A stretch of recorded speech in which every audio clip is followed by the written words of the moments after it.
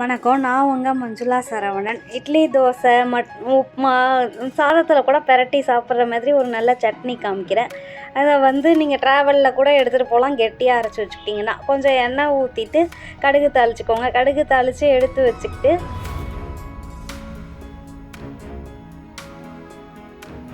திருப்பி அதே கடாயில் லைட்டாக கொஞ்சம் 2 ஸ்பூன் அளவுக்கு எண்ணெய் ஊற்றிக்கோங்க. அதில் கடலப்பருப்பு, உளுத்தம்பருப்பு 2 டேபிள் ஸ்பூன் வச்சுருக்கேன். 1.5 டேபிள் ஸ்பூன் வச்சுக்கோங்களேன். ஒரு 2 மிளகா, ஒரு 3 மிளகா, ஒரு கொஞ்சோண்டு புளி எல்லாம் சேர்த்து நல்லா மீடியம் ஃப்ளேமில் லைட்டாக செவக்கிற அளவுக்கு வறுத்துக்கோங்க. ரொம்ப ஹைலெல்லாம் வச்சிடாதீங்க, கிளறாமலையும் விட்டுறாதீங்க. இது கலந்து போயிடுச்சுன்னா உங்கள் சட்னியோட டேஸ்ட்டே வீணாக போயிடும். கரெக்டாக இது பண்ணி வச்சுக்கிட்டு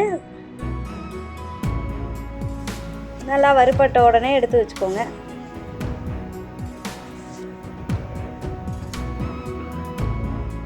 அப்புறம் அதே இதில் வச்சு தேங்காய் இது ஒரு அரை மூடி தேங்காய்னு வச்சுக்கோங்க. அரை மூடி முக்கால் மூடி தேங்காய்னு வச்சுக்கோங்க.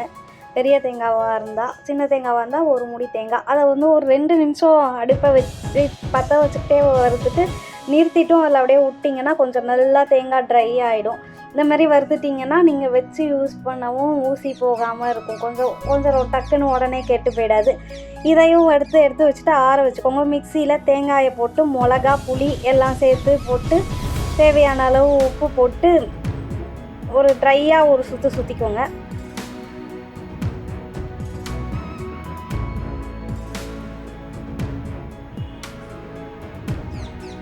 மிளகா அரைப்படல, அதனால் மிளகாயை கிள்ளி போட்டு சுற்றுறேன்.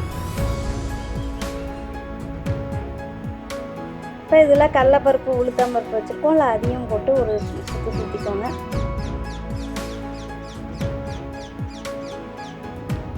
இதை இப்படியே எடுத்து வச்சுக்கிட்டிங்கன்னா இதுதான் தேங்காய் பொடி.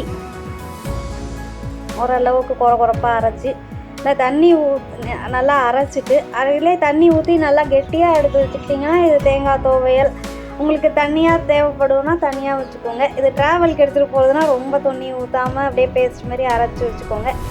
அவ்வளோதான். அதில் எடுத்து ஒரு கிண்ணத்துக்கு ட்ரான்ஸ்ஃபர் பண்ணிவிட்டு கடுகு தாளித்து வச்சுருக்கோம்ல, அதையும் எடுத்து போட்டுக்கிட்டோன்னா இது சட்னி தயார். இதை உப்புமா, இட்லி, தோசை எது கூட வேணாலும் சாப்பிட்லாம். இது மாதிரி நிறையா நல்ல ரெசிபி உங்களோட ஷேர் பண்ணுறேன். என்னோடய சேனலில் சப்ஸ்கிரைப் பண்ணலைன்னா சப்ஸ்கிரைப் பண்ணிக்கோங்க. நோட்டிஃபிகேஷனை கிளிக் பண்ணிக்கோங்க. அப்போ தான் நான் இனிமேல் போடுற வீடியோவெல்லாம் மிஸ் பண்ணாமல் பார்ப்பீங்க. என்னோடய வீடியோவை சப்ஸ்கிரைப் பண்ணிவிட்டு பார்க்குறவங்க அத்தனை பேருக்கும் நன்றி. இது விரைவில் மற்றொரு வீடியோவில் சந்திப்போம். இணைந்திருக்கும் அனைவருக்கும் நன்றி, வணக்கம்.